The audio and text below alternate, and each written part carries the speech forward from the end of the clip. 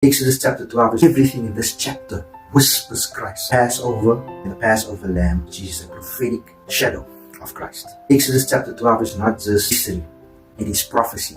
It's not just about Israel's freedom from Egypt, it's about humanity's freedom through Christ. So the lamb without blemish. Exodus chapter 12 verse 5 says, "Your lamb shall be without blemish, a male lamb of the first year." This wasn't random. God was showing us the shadow of the perfect lamb to come.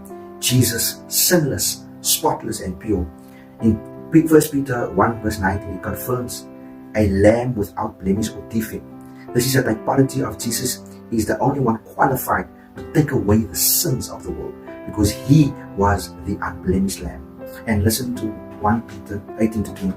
"Knowing that you were not redeemed with corruptible things like silver or gold from aimless conduct received by traditions from your fathers." Verse 19, "But with the precious blood of Christ, as of a lamb without blemish, without spot." Verse 20, "He indeed was foreordained before the foundation of this world, but was manifest in these last days." The blood on the doorpost. "Then they shall take some of the blood and put it on the two doorposts and on the lintel." That is in Exodus chapter 12 verse 7.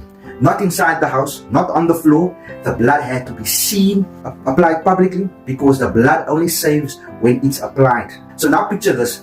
The top lintel and the two sides of the door, blood above, blood on the left, blood on the right, forming the shape of a cross. And so the blood of Jesus Christ can only apply to those who wish to apply it to their lives. Christ wasn't an accident. It was always the plan. The doorpost became the foreshadow of the wooden cross. Exodus 12 verse 13. "When I see the blood, I will pass over." God didn't say, "When I see your status, your works, your prayers, your good deeds." He said, "When I see the blood." In the same way, we aren't saved by being good. We're saved by grace through the blood of the Lamb. Salvation isn't about our efforts. It's about His sacrifice. The death angel didn't check who was inside, only that the blood was applied. It must be eaten in haste. And Exodus chapter 12 verse 9, "And thus you shall eat in haste. It is the Lord's Passover." This wasn't a feast of comfort. It was a meal of movement. We were being set free, and freedom requires readiness. Exodus chapter 12:11 confirms the feast of the Passover. When Christ redeems you, He calls you to move forward, not sit in Egypt. There's always a movement happening when God saves the individual. Every instruction in Exodus chapter 12 is more than a ritual. It's revelation. The lamb, the blood, the door, the freedom. All of it points to the cross. Jesus is our Passover according to 1 Corinthians chapter 5 verse 7.